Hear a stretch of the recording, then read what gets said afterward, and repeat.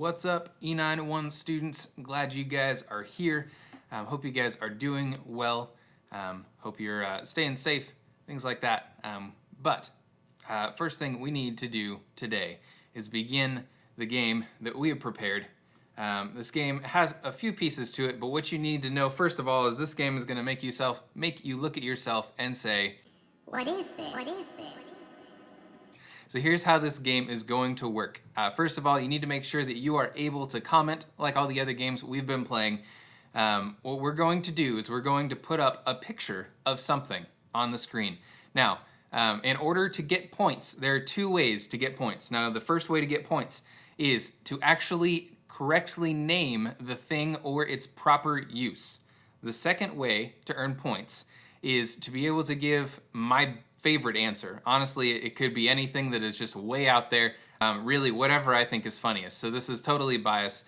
But those are the two ways to get points. We will be giving 2 points per round. Now, I will preface this, there is nothing that we are showing that is inappropriate or anything like that. Please keep all comments appropriate, or we will have to moderate our YouTube feed. So don't make us do that. First round is this thing. Now, I can tell you it is blue, and yes, those are some sort of suction cup things. It's kind of hard to tell from this angle, but that is what you are looking at. So again, we are looking for the correct name of this thing, or just the correct use. But that's the first way to get the point. The second way is to get just my favorite thing. So looks like we got a cup holder from Doug, not bad. Callie Turpin, yes, that is a suction cup toy. It does have an official name, but unless somebody is able to officially name that, Callie does have 1 point. We will wait just a few seconds. I know you guys are on about a 5-second delay, and then I'm gonna cut us off here. We got a 4-way blowhorn, which is pretty funny. Quadruplets plunge a toilet. That's amazing. No, I don't think anybody can beat that. Eric J., you are really close. I believe it's called a squig with a G. So that gives us 1 point for Callie and 1 point for Noah. Here we go for round 2.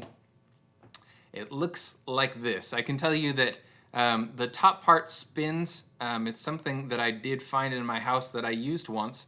And I honestly would probably have to watch another YouTube video to figure out how it works again, because that's where I'm at with my life. The joys of home ownership. And it is silver, yes, and shiny. A winch, all right.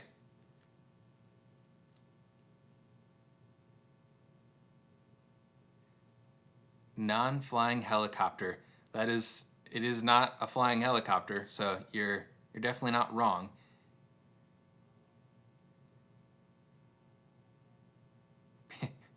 Pierces the pipe for your water line. Just shove it right, yeah, break it. All right, give 5 more seconds for answers to pop up on my feed. I know you guys are on about a 5-second delay. Eric, it is a tool. Yes, that is correct. It is a tool that is used for something.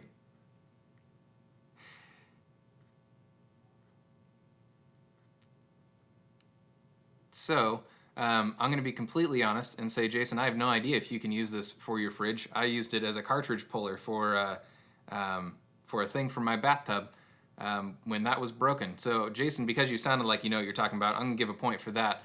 Because it sounds most legit. And Doug, I think you get a point there for my favorite, which is the non-flying helicopter. So we will have 3 more rounds of this, potentially at the end of this. The last one is a tiebreaker if we need it. But we've got a few announcements for you guys this week. So if you guys are just joining us, we're glad you guys are here. Thanks for joining us. Don't worry, you haven't missed much. There is totally enough game left to play that you will be able to win. I don't even think I said what we're winning. It is a $10 Amazon gift card.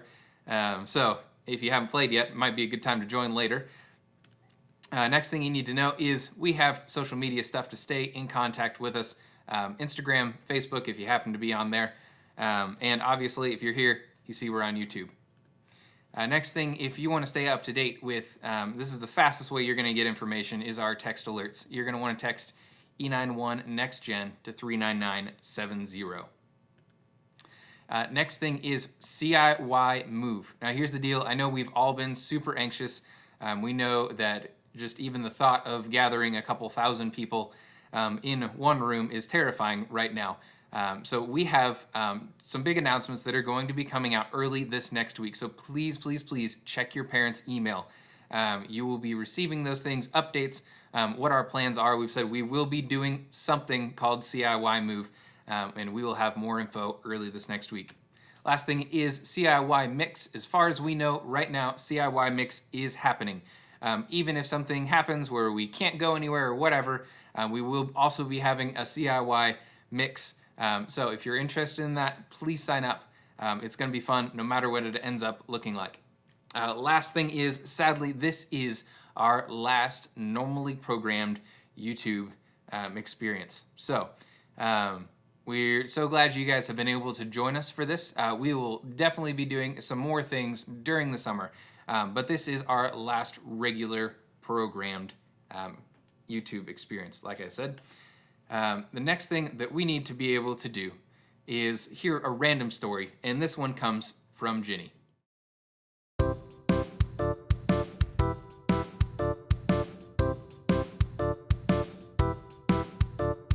Hey students, I am here with your random story of the week. My name is Jenny and I'm one of the leaders.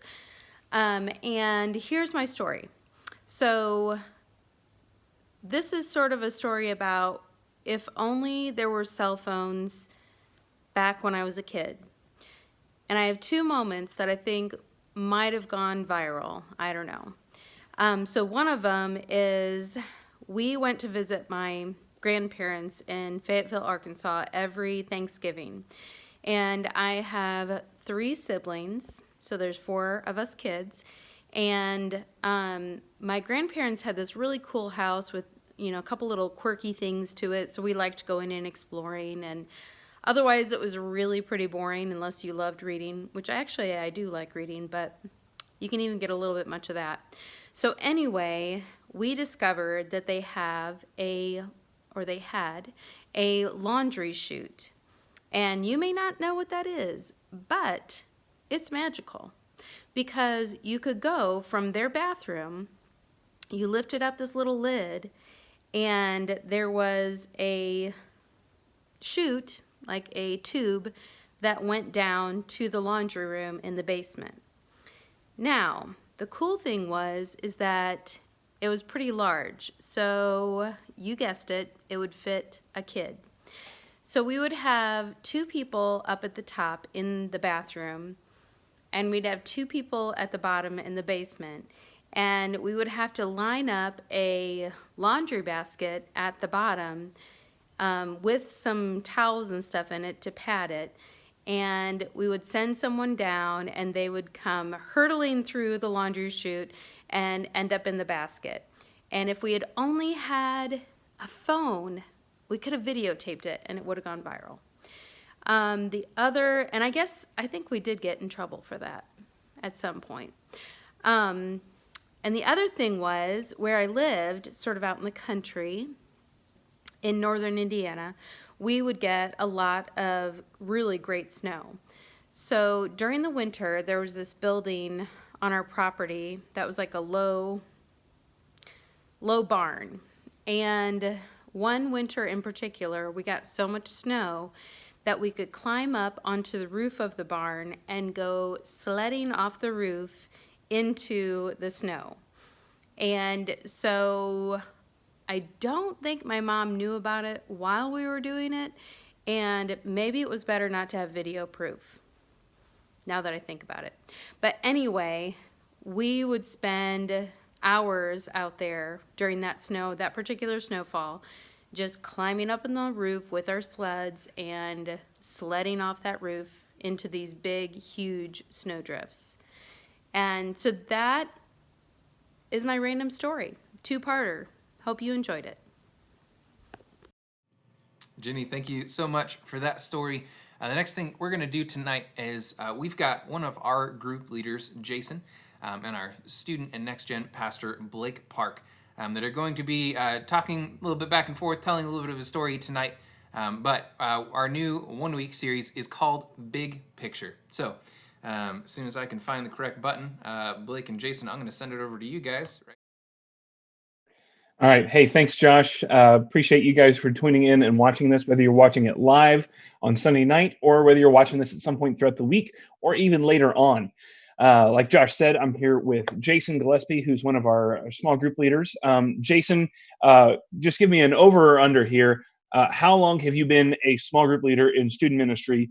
Over 10 years or under 10 years?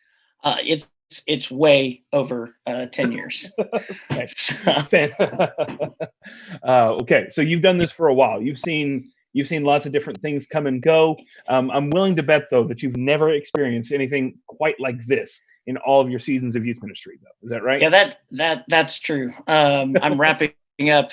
Just so you know, it's my 16th year Wow. as a small group leader here at E91, and I can definitively say that this is a first. So This is the weirdest thing that's ever happened in my entire time.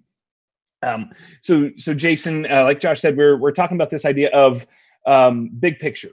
Have you ever had a moment or an experience where like you couldn't see like the something fully, or it didn't make sense to you until you could step back and see the bigger picture?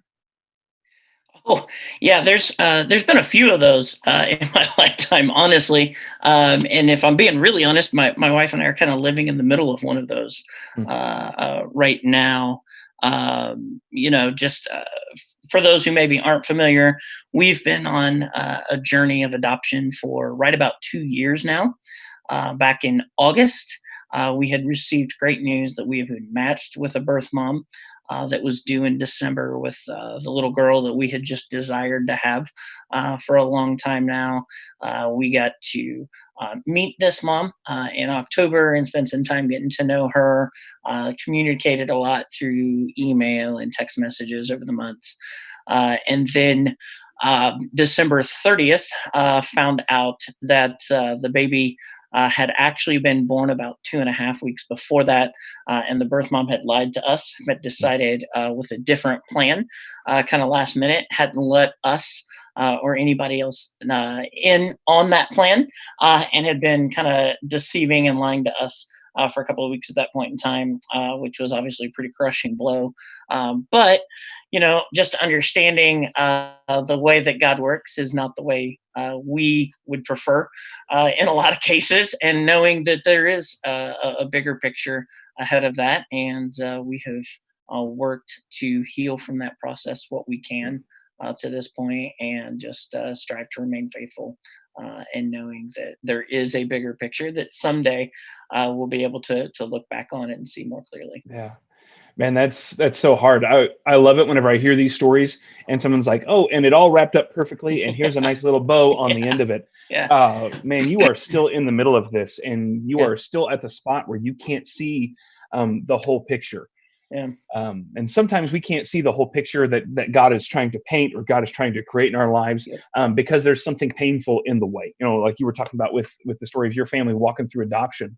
You can't see the whole picture, and there's something painful right there that's keeping you from seeing that full picture right there.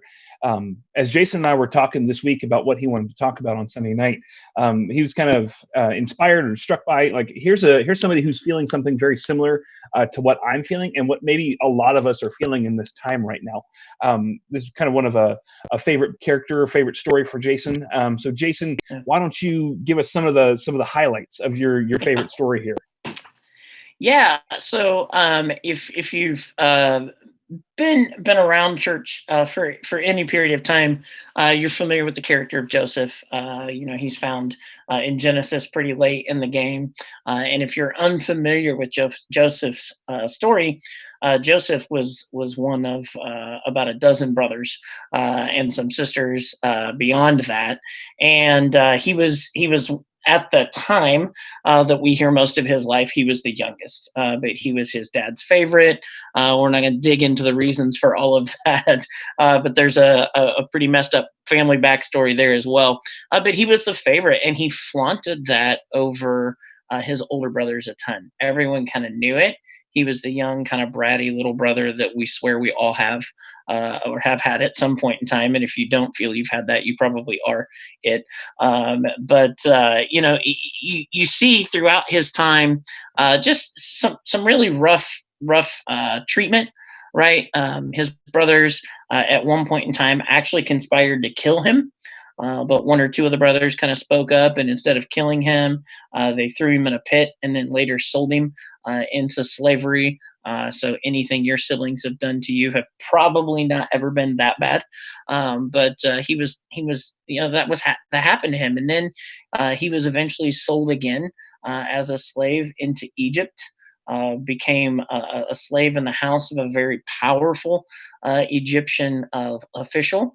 And again, through deceit and really no wrongdoing of his own, actually, he was doing the right thing and being very faithful. He had some wrong accusations thrown against him and ended up in prison, which was clearly not the path that he had chosen for himself, and was a pretty rough life. So I want to stop you right there, Jason. That's a ton that's happened in the story of Jason, or not in the story of Jason, in the story of Joseph. You have the story of Jason. But really, that's not even like half of the story of Joseph. Like there's still so much more to go. But Joseph has already been through so much pain. I feel like in my life, if I had gone through something like that, like I would be like, all right, cool. This God that I've trusted in hasn't delivered me, hasn't kept me safe from all of these things right here. I'm still feeling all of this pain. So Joseph really felt like he had no reason to continue trusting in God. But for some reason, he chose to anyway. That baffles me. Even when I just realized that even through half of his story, I would have already called it quits and said, man, I'm done. Yeah. Yeah, and you see, I mean, it would have been so easy for him to just give up on the idea of a God, or especially a loving God that cares about him through all of those tough times. And it would have been easy to blame and become bitter. And one of the things I just love so much about Joseph's story that's so inspiring is how faithful he does remain through that, and how positive he remains throughout the whole story. You never get this glimpse of Joseph kind of sitting in the bottom of that pit, pouting and kind of crying and saying, "Why me?" Right? He's faithful and understands that God has a plan, and he just gets right that God's working for him, even though he doesn't see it at the time. We sang that in a song at during church this morning. If you tuned into that, just even when I don't see it, even when I don't feel it, to know that God's working. And if you continue to read on in Joseph's story, right? He eventually gets out of prison because he's able to interpret a dream that the Pharaoh has. And he's able to do that because God has given that to him, because he's remained faithful through that. And Pharaoh elevates him to second in command over all of Egypt, right? Here's this foreigner who comes into the land as a slave, being elevated into second in command. And then he's able to kind of see that a famine is coming, and prepare for that, and help the country prepare for that. So that they become a blessing not only to his own people there in Egypt, but to all around the world, right? People were coming to Egypt because Egypt was able to know that the famine was coming and prepare for it. And he ends up saving the lives of his dad and his brothers, the very brothers that treated him so harshly beforehand, just again, because of his faithfulness. And I love what he says when he finally has that confrontation with his brothers in the future, and he kind of reveals who he is to them because they didn't recognize him. And Genesis chapter 50, it says, "You intended harm for me, but God used that to accomplish good." And I just love that, right? We so often cannot control what happens to us and in our lives, but we get to choose our approach and our attitude to it. And Joseph just nails it right there in being faithful, knowing that there's something bigger. Yeah, absolutely. I love the story of Joseph. I love that line in Genesis chapter 50. If you're a student and you're looking for something to do this week, I'm sure the last thing you want to do is read something else as you're ending up another semester, or especially with it all being online or on an iPad or something like that. If you got some time to kill, go read the story of Joseph in the end of the book of Genesis, because it's insane. There's just crazy thing after crazy thing that happens, and after that, he has the ability to say that line, "You intended to harm me, but God intended it for good." Just absolutely insane. Jason, it's great that I can look back at the book of Genesis that happened thousands of years ago and see that, all right, cool. At the end of it, there's still a bow on the story. Listen, it all worked out really great. Joseph saves his family. They all come back together. It's a happy reunion. But that doesn't help me if I'm in a tough situation right now. If I'm feeling some pain that's keeping me from seeing God's bigger picture right now, what would you say to somebody who's struggling? Oh, like specifically, you're a senior guys leader this year, Jason. What would you say to the senior guys in your group who are missing out on a lot of milestones in their senior year? Man, it's tough. The first thing I always just remind people is that allow yourself to feel the pain that life sometimes throws at you, and be willing to experience that. I think sometimes we as Christians and in the church, we don't do a great job of that. We feel like we're supposed to put on this face and pretend like everything is great and everything is perfect, and just allow yourself to have a place. But do that in the appropriate way. Take that to the right people, to the right person. Talk that out with someone older and wiser whom you trust. Take that to God, in your prayers, and just understand. We're not going to see a lot of times, especially in the moment, what that big picture is. We're so caught up a lot of times, just looking at our own lives and our own emotions and how we're impacted by things, that we don't see it.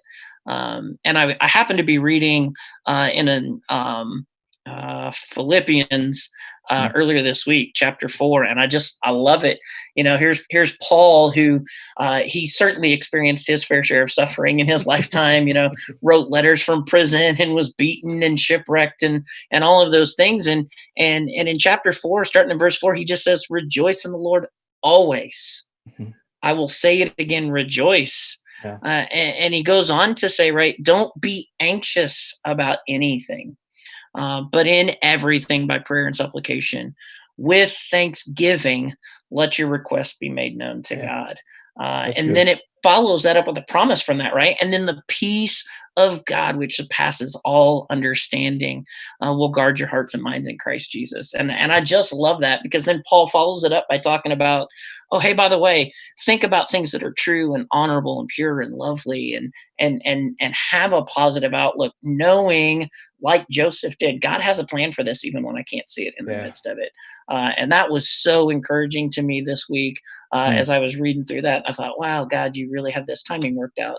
We're going to be talking about this here on Sunday, and here you are showing Jimmy another place in your scripture where you let me know you've got it in control, even when we don't see it. Yeah, that's crazy. Gosh, there are so many good stories that Yeah. that show this truth, and it repeats over and over again. Even Yeah. when we're in the middle of it, we can't see it, but God is still doing something great. Matter of fact, that's what I encourage you, if you're at home watching this, or your family's watching this. When you can't see the bigger picture of what God's doing in your life, the best thing you can do is to trust that God is working for your good, even if you can't see it, even if you don't know where it's going to go. But God is still working. And I love that song, like you mentioned, Jason. Even when I don't see it, you're working. Even when I don't feel it, you're working. Yeah. And Jesus never stops working for us. That's so good. Well, Jason, hey, thank you so much for another year in student ministry. Thank you for helping our seniors graduate well this year. We're appreciative of you and all that you've done over the years for students at E91 and in other places. So we are super excited to see what goes on in your life. We'll be praying for you and for your family as you guys are going through this adoption story and trying to Yeah. find Thank you. the bigger picture for that. I know that there's one there. So with that, hey, we're going to send it back over to Josh. We're going to wrap up a few things here on our live stream. Hey, thank you, Blake and Jason, so much. I love that, just a reminder that no matter what's going on in our lives, God is working for our good. Even when we can't see it, even when we can't feel it. I'd sing the song for you guys right now, but let's be honest, it's no good in a cappella. So we've got to get back to our game, I believe, to the game where you may have to look at yourself and say, What is this? What is this? so here we go with round 3. Just a reminder of how this game works. There will be an item up on the screen. There are 2 people that will get a point each round, one for the most correct answer and one for my favorite answer. So here we go with round 3, this thing. So I can tell you that on the right side of that, the gold end, it looks like it does attach onto something that is like a hose. And that is about all the hint you will get, because I personally had never seen this thing before. Thanks to Blake for having that. Also, I'm not jealous that he had it for what that means he had to use it for. So, got a weird hot dog shaped candle. Not bad. Hose protector. Got to keep him safe in the winters.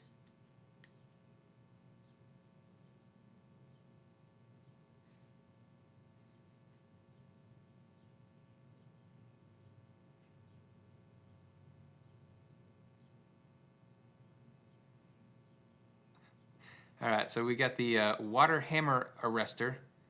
I actually don't know what that means. But Eric, it is it's not what you're thinking, but toilet is the right direction. So it is actually something that is meant to bust up a clog. You attach a hose on the end of that, and it blows up that black section like a balloon and busts up. So I do think Eric J gets a point there.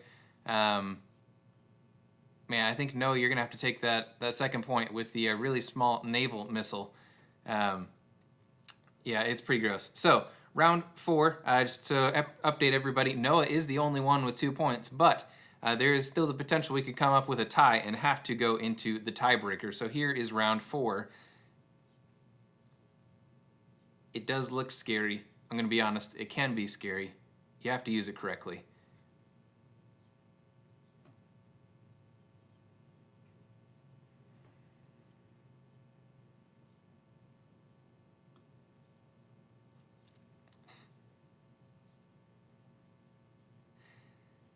Brandon Lovett, screwdriver. That would be the least effective screwdriver. That is it's got a point on the end there. That might be my favorite answer though. How to get a vaccine in prison. Wow. That is brutal, Noah.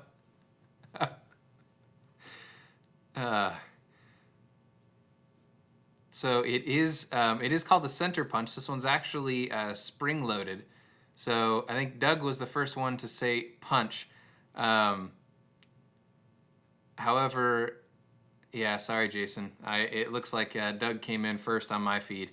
But Noah, how to get a vaccine in prison. I think that's a winner. So Noah, you've got 3 points. We're gonna play this last round just for fun, but Noah will be the winner of this game. Here's the last thing that I personally had never seen before. It is silver, and it does have a purpose. That's really all you need to know.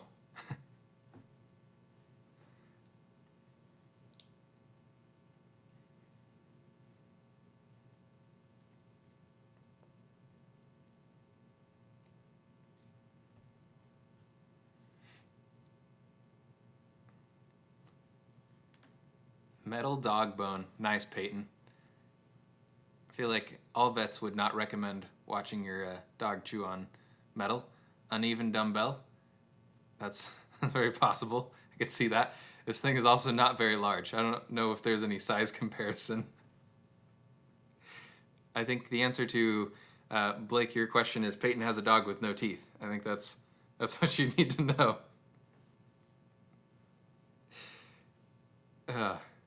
So, man, Noah, congrats on the great jokes tonight. I think uneven dumbbell is probably my favorite. This thing it's actually used to something about a bathtub drain. I don't know, Blake has it. It's another one of those things I'm okay with not having and never have had to use. So, anyways, thank you guys for playing the game tonight. Noah, if you would send me or a text or email with the phone number or email you would like to receive your gift card, that would be great. Thank you guys so much for joining us. It's been a lot of fun for me getting to play with toys, getting to do All sorts of things. all just crazy things while I'm messing with toys here. But we will hopefully be able to see you guys around the summer as restrictions keep opening things up. Be looking for some communication from your small group leader. We would love to be able to stay in contact and just keep having conversations. So We will see you guys later.